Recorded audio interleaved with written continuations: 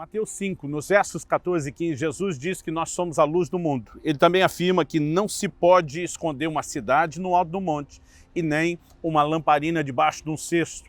A lógica, a conclusão, ela é apresentada no versículo 16, quando ele diz: assim brilhe também a luz de vocês diante dos outros, para que vejam as boas obras que vocês fazem e glorifiquem o Pai de vocês que está nos céus. Brilhar a luz de Cristo não é algo automático, senão não haveria necessidade de uma instrução e uma ordenança a respeito disso. Logo, precisamos entender o que significa e como fazer. Esse é o assunto da nossa conversa nos próximos minutos. Fique comigo.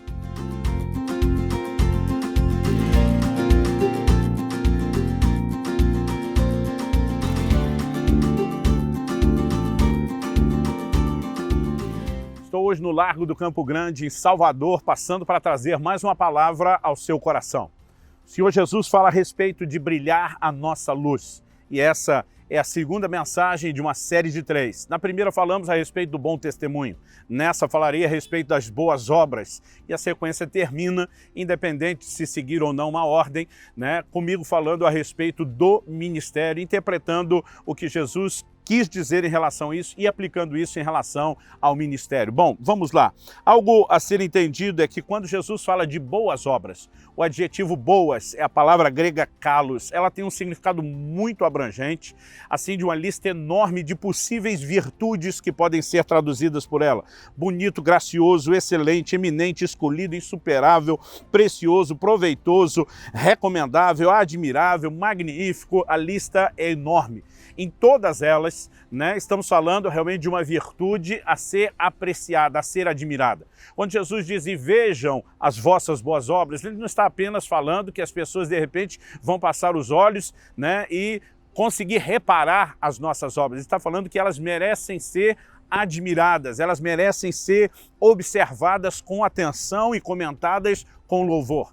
Jesus está falando a respeito da forma como vivemos. Como já tratei do bom testemunho, que é mais do que palavras, diz respeito a uma conduta. Eu quero agora explorar a questão das boas obras.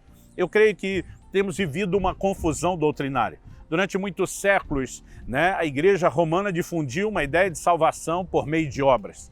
Isso foi veementemente, com muita força, refutado por meio da Reforma Protestante, onde voltou-se a levantar a bandeira de Efésios 2, 8 e 9. Pela graça sois salvos, mediante a fé, isso não vem de vós, é um dom de Deus, não vem das obras para que ninguém se glorie. No entanto, com a tentativa, o esforço de se reparar um extremo, que era a salvação por obras, parece que nós saímos de um extremo para outro, onde quase negamos na nossa doutrina atual a importância das obras. Logo depois, em Efésios 2, 8 e 9, Paulo dizer que nós não somos salvos pelas obras, mas sim pela graça mediante a fé, ele diz no versículo 10 o seguinte: pois somos feitura dele, criados em Cristo Jesus para as boas obras. Então, se é justo dizer que nós não somos salvos pelas obras, também é justo dizer que fomos salvos para as boas obras.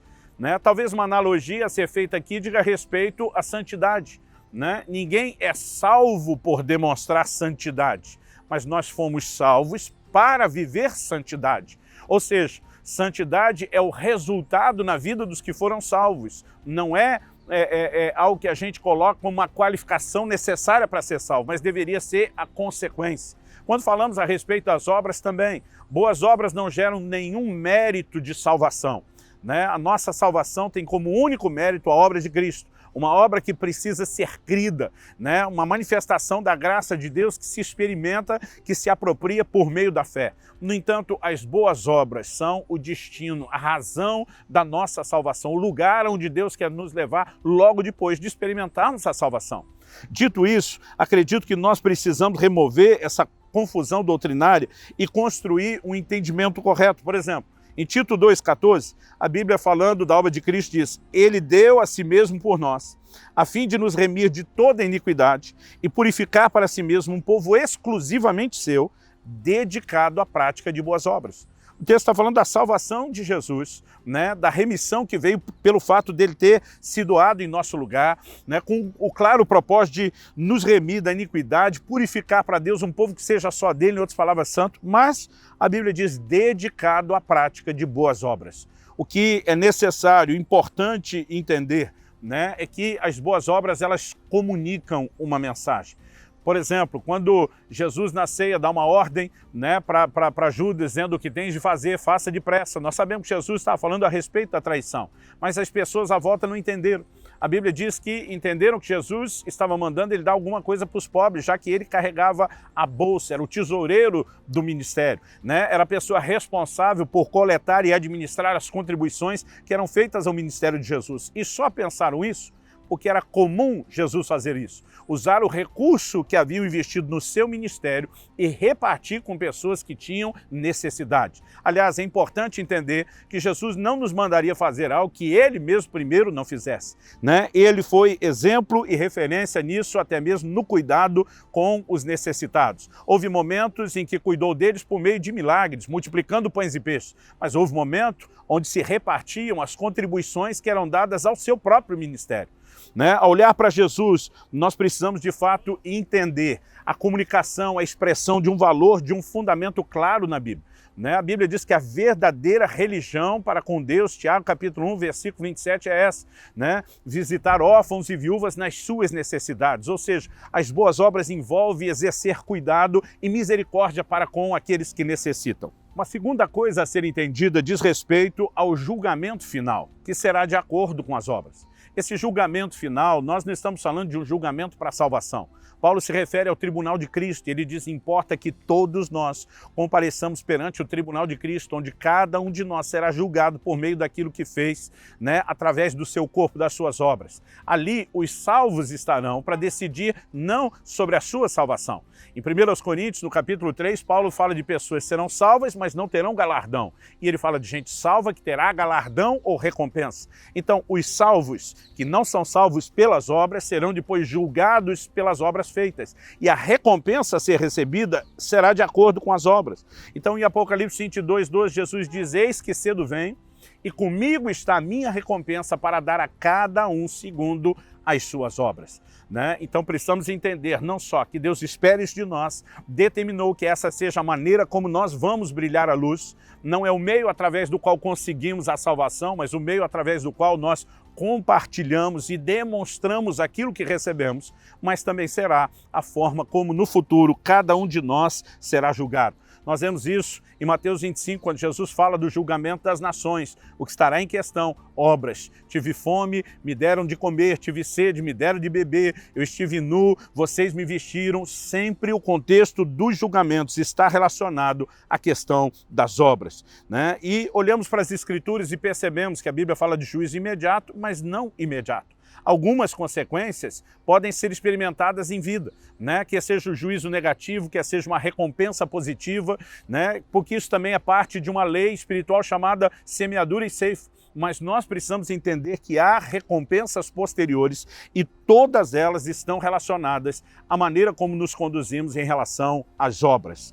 Em terceiro e último lugar, né, eu gostaria de chamar a sua atenção para a importância de abandonarmos as desculpas. Muitas pessoas, em vez de assumirem a sua responsabilidade cristã, de praticar as boas obras, estão sempre dando desculpas, terceirizando isso. Por exemplo, é comum mesmo no meio cristão, né, terceirizarmos para o governo a responsabilidade de cuidar dos necessitados. E eu não quero, de forma alguma, né, criar alguma desculpa para o governo, dizendo que ele não tem um papel em relação a esse aspecto, né, para com a sociedade. Mas o que nós precisamos entender é que, ainda que ele tenha responsabilidades, isso não nos exime da nossa responsabilidade. Nós não podemos chegar, né, no tribunal de Cristo e dizer assim, ó, afinal de contas, o senhor não pode me cobrar nada porque isso era papel do governo. Ele não comissionou apenas o governo. Ele também nos comissionou. É lógico que quando a Bíblia fala a respeito dos padrões bíblicos de governo, uma visão correta para com os necessitados também está lá. Mas isso não nos exime da nossa responsabilidade. Ao olharmos para as Escrituras, nós percebemos o tempo todo instruções muito precisas. Por exemplo, em Lucas, no capítulo 19, nos versículos 9 e 10, a Bíblia diz, quando você fizer a colheita da sua terra, não colha totalmente o canto do seu campo, nem volte para recolher as espigas caídas. Não seja rigoroso demais ao fazer a colheita da sua vinha, nem volte para recolher as uvas que tiverem caído do chão. Deixe-as para os pobres e estrangeiros. Eu sou o Senhor, o Deus de vocês. O tempo todo Deus orientava o seu povo a ter sempre um olhar de misericórdia, a sempre criar oportunidades para os menos favorecidos. Aliás, é importante a gente perceber a maneira como Deus julga e condena Sodoma e Gomorra pelo seu pecado. Normalmente, a maioria de nós acaba deduzindo que eles foram julgados por um único tipo de pecado que diz respeito à depravação moral. Mas olha o que a Bíblia diz. Em Ezequiel, no capítulo 16, versículo 49, a Bíblia diz: eis que esta foi a iniquidade de sua irmã Sodoma. Ela e suas filhas foram orgulhosas, tiveram fartura de pão, próspera tranquilidade, mas nunca ampararam os pobres e os necessitados. A condenação mais clara e específica de Deus diz respeito a não se importar com os necessitados. Nós precisamos entender que, no final das contas, isso será tema e assunto de juízo. E não adianta nenhum de nós imaginar ou deduzir que possa ficar dando desculpas. Quando Jesus nos conta a parábola do bom samaritano, ele fala de pessoas que representavam a religiosidade dos seus dias e foram indiferentes com um homem caído. Mas quando um samaritano, que normalmente não se dava bem com os judeus, age bem, Jesus está mostrando que nós precisamos ter uma conduta que leve as pessoas a glorificar a Deus. Não adianta termos uma pose de vida religiosa que não expressa o amor de Deus. E uma das maneiras de comunicá-lo é por meio das boas obras. Em Gálatas, no capítulo 6 e no versículo 9, o apóstolo Paulo nos faz uma advertência e acredito que ela precisa ser levada em consideração e eu encerro com isso. Ele diz: não nos cansemos de fazer o bem, porque no tempo certo faremos a colheita se não desanimarmos. Depois ele diz: por isso, enquanto tivermos oportunidade, verso 10, façamos o bem a todos, mas principalmente aos da família da fé. Que essa seja uma das formas, uma das maneiras, através das quais a nossa luz brilhe, e as pessoas possam glorificar a Deus. É muito mais fácil pregar o evangelho a alguém a quem você está acrescentando algo, do que apenas para quem parece que você quer tirar algo. Vamos levar em conta o plano e o propósito de Deus e vamos vivê-lo em nome de Jesus.